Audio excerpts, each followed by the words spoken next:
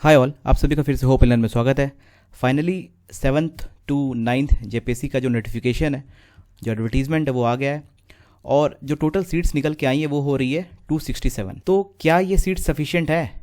आप देखोगे अगर जो बीपीएससी का जो एग्ज़ाम होता है उसमें सिंगल ईयर में तकरीबन 300 से 400 सीट निकल के आ जाती हैं।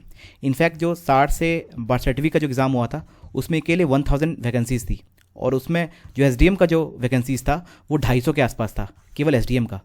तो हम लोग इस वीडियो के अंदर हम लोग देखेंगे क्या सीट्स इंक्रीज़ होने के प्रोबेबल चांसेस कितने हैं, जो टेंटेटिव डेट एग्ज़ाम का जो 5 अप्रैल 2020 को होना था वो कब होगा, और एक क्विक रिव्यू देखेंगे जो नोटिफिकेशन आया है उनके हाइलाइट्स पे नज़र डालेंगे। चलिए स्टार्ट करते हैं आज का वीडियो।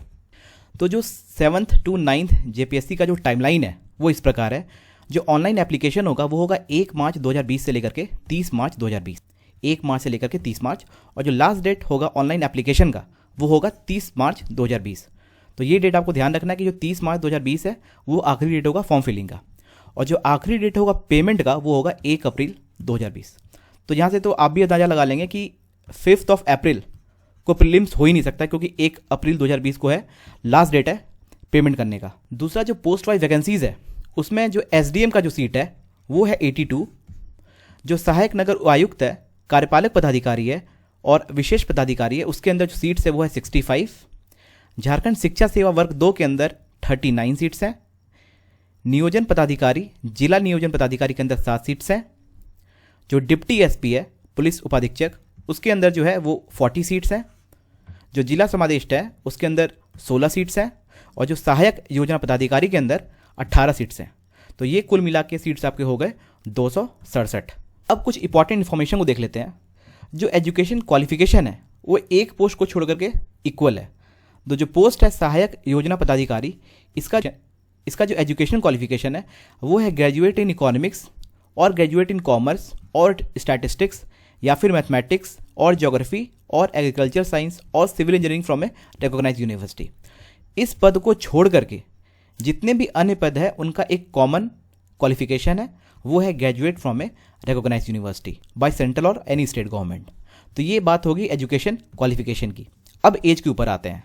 जो एज लिमिट जनरल का होगा ना वो होगा 35 ईयर्स। जो SC और ST का जो एज लिमिट है वो होगा 40 ईयर्स, और जो BC और EBC है उसका एज लिमिट है 37 ईयर्स।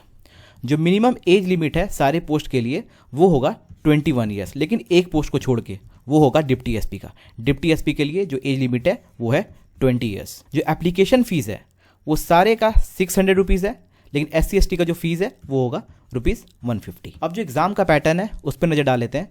जो प्रिलिमिनरी एग्जामिनेशन होता है उसमें 2 पेपर्स होते हैं, GS पेपर 1 और GS पेपर 2। और तो GS पेपर 1 के अंदर 200 मार्क्स और GS पेपर 2 के अंदर भी 200 मार्क्स। तो ये कुल मिला के आपके हो गए 400 मार्क्स।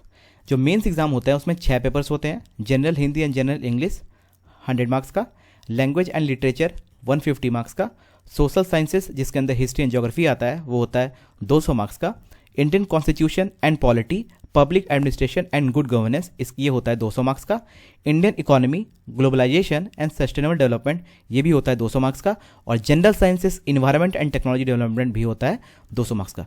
तो कुल मिला के ये आपका हो गया 1050 मार्क्स का, और जो इंटरव्यू होता है वो होता है 100 मार्क्स का।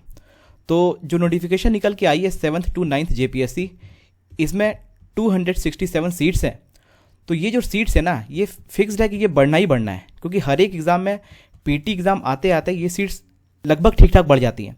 तो आप लोग बिल्कुल मायूस ना हो, ये सीट्स बढ़ेंगी, और अपनी तैयारी आप लोग पूरी ज़ोरदार रखिए, और होप आप लोग अपनी तैयारी स्टार्ट कर चुके होंगे। All the very best. Thank you for watching. Have a nice day.